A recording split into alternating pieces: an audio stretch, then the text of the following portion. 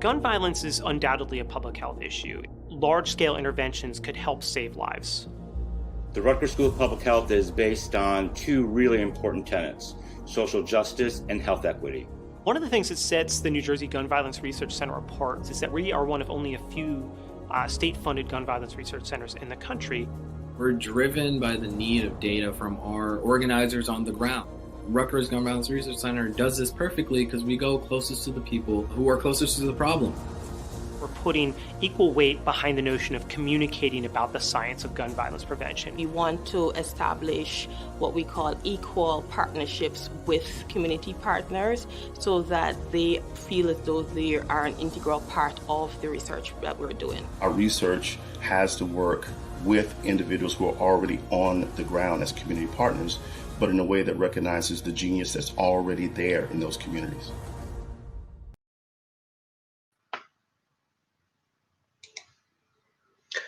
Good morning, everyone, and welcome to the first annual New Jersey Gun Violence Research Center Research Day. My name is Mike Anestis, and I'm the Executive Director of the GVRC and an Associate Professor in the School of Public Health at Rutgers. I come to you grateful to be in the position I am in after a pretty unusual path. I'm a clinical psychologist by training, and my professional career has been devoted to suicide prevention, particularly among military service members. I grew up in southwestern Connecticut, only about an hour and a half from where I live and work, but up until I started this job in July 2020, I spent most of my professional life living in South Mississippi. That's not an area of the country I would have envisioned spending so much time in or developing such a deep degree of affection for, and it is one where a large majority of the population sees the world very differently than I do and has lived a far different life than I have. I cannot overstate to you how valuable that experience was for me as a person and as a scientist. Gun violence, like so many important issues, is a topic populated by people from all political leanings with strongly held convictions who at times can struggle to understand how differently things seem when viewing the same issue from another angle. Living for so long in a place so different from what I had known and working on an issue like firearm suicide prevention, particularly within the military, forced me to recognize my own biases, to adapt the way I speak about things so as not to alienate the very communities I so wanted to work with, and to ensure that my voice might have credibility beyond those who already agree with everything I might say on that issue. This does not mean compromising values or embracing falsehoods, but it means understanding the perspectives of those who disagree with you in an effort to find a path towards progress. There are some certainties in gun violence prevention, tragic facts that shape the lives of gun violence survivors, those who have lost people to gun violence, and quite frankly, the legacies of those we have all lost. Amidst those certainties, however, is an enormous opportunity for progress if we can simply find a way to communicate effectively on the uniquely American struggle with gun violence. I hope that GVRC Research Day reflects this drive to lift up the lenses of multiple communities in the name of progress, and I hope that everyone sees a space for their lens as we work towards the goal of preventing the tragedies that motivated us all to tune in today. We at the GVRC have been looking forward to this event for the better part of a year now, and I'm so thrilled that you've chosen to share this time with us. I am grateful, too, for the entire GVRC team that makes our work in general and this day in particular possible. Later today, you will hear from Thurman Barnes, the GVRC Assistant Director, and Dr. Espreen Liddell-Quinton, our current postdoctoral fellow. You will also hear about the work of our doctoral students, Jordan Costa, Ali Bond, Taylor Rodriguez, and Shelby Bandel. Our team is growing in the coming year, and you'll hear from new GVRC voices like Dr. Dan Semenza as well. Behind the scenes and from time to time as moderators, you will bear witness to the amazing work of our staff, Angela Centellis, Patrice Harley, and Jeray Brown, without whom the GVRC would not be able to fulfill its mission. I am aware each day how lucky I am to work with such an amazing team. The GVRC is one of only a few state-funded gun violence research centers in the entire nation, which means we have a pretty heavy responsibility. For an entire generation, the Dickey Amendment prevented the federal government from funding gun violence research, and as a result, our field is far behind where we should be in our efforts to understand the causes of and solutions for gun violence. Only within the past few years have any federal dollars been available for research on this topic. Imagine the impact that had.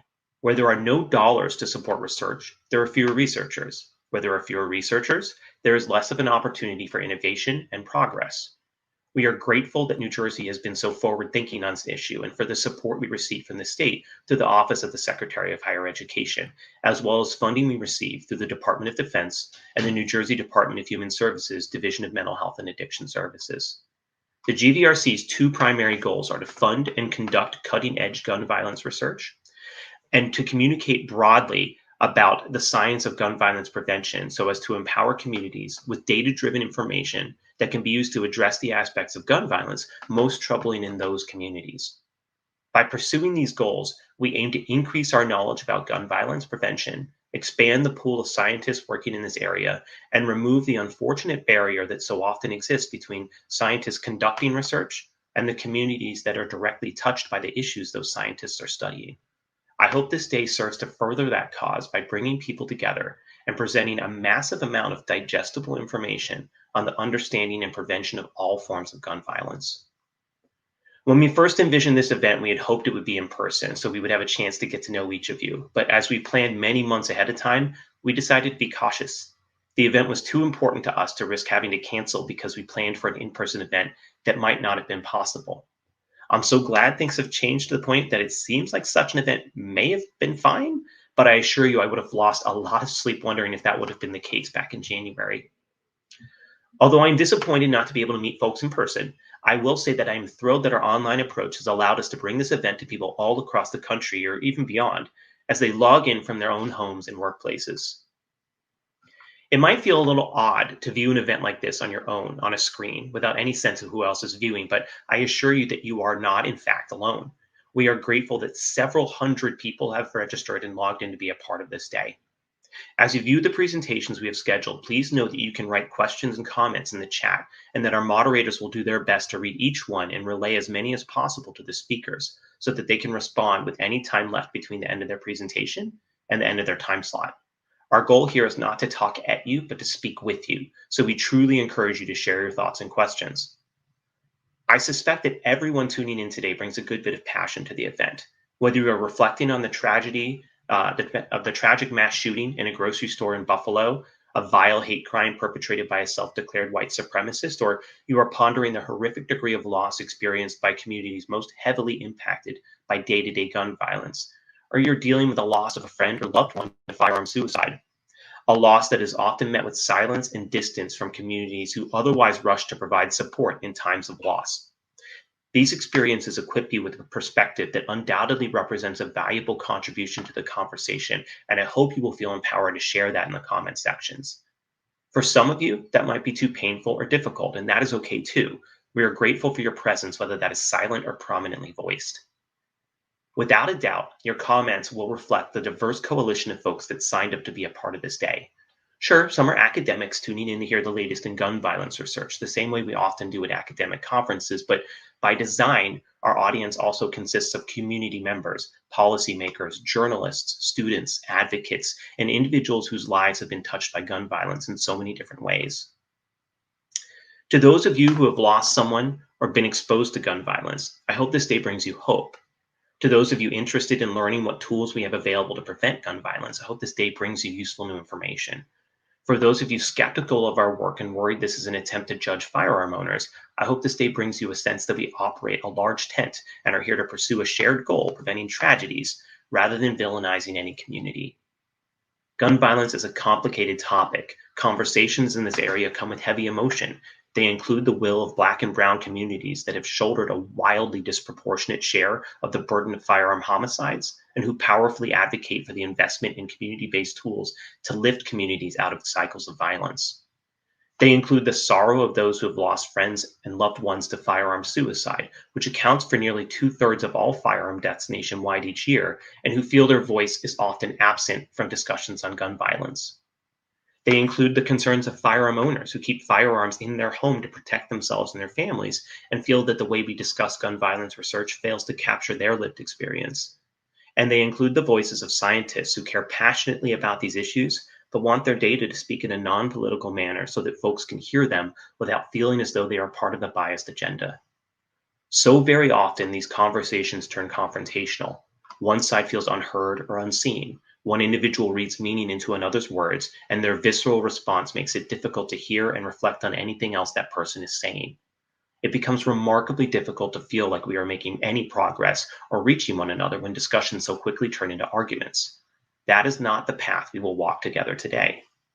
Today, you will hear from individuals studying all forms of gun violence, trained in a wide array of disciplines, and using diverse methods for understanding the questions they're asking. You will hear discussions about homicide, the after effects of surviving a gunshot wound, suicide, the unprecedented surge in firearms sales, hospital-based violence interruption programs, media messaging on safe firearm storage, and more.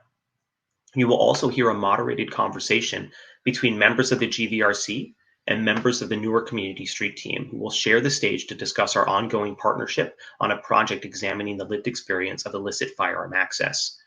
Not only is the topic itself one that I think is absolutely vital for us to understand, but the nature of the collaboration between our research team and a relentlessly hardworking community group is itself a topic worth reflecting on as we consider how best to ensure that research is truly reflective and in service of the communities we aim to assist. The first several hours of today's event will consist of main stage presentations. These will include prepared remarks from Governor Phil Murphy, Senator Cory Booker, Senator Bob Menendez, and Congresswoman Bonnie Watson-Coleman. You will also hear a work of spoken word poetry from Dr. Antoinette Ellis Williams, a New Jersey artist whose piece considers the impact of gun violence. From there, we will have two amazing keynote speakers. The first, Dr. Joe Richardson, will speak with you about the impact of shootings among Black men. The second, Dr. Emmy Betts, will speak with you about innovative efforts to prevent firearm suicide, including work focused on military service members. After those talks, you will have an opportunity to hear from a range of GVRC members and community partners discussing work we have done over the past year, followed by a series of breakout sessions during which you can choose which of several presentations you'd like to join at any given moment, or even switch between rooms. As we approach that portion of the event, we will pause and give you instructions on how to navigate between virtual rooms. At midday, we will break for lunch so that everyone can catch a breath, get a bite to eat, and stretch their legs. At that time, however, we will also showcase the work of several New Jersey artists whose art is focused on gun violence, and we hope that you will tune in for those videos. No matter your reason for joining us today, I hope you find the event fulfilling and informative and that you feel welcome. Moving forward, I hope that we will also have a chance to meet in person. In the meantime, I remain grateful that you are here in spirit and that we have the opportunity to speak with you on our efforts to address gun violence.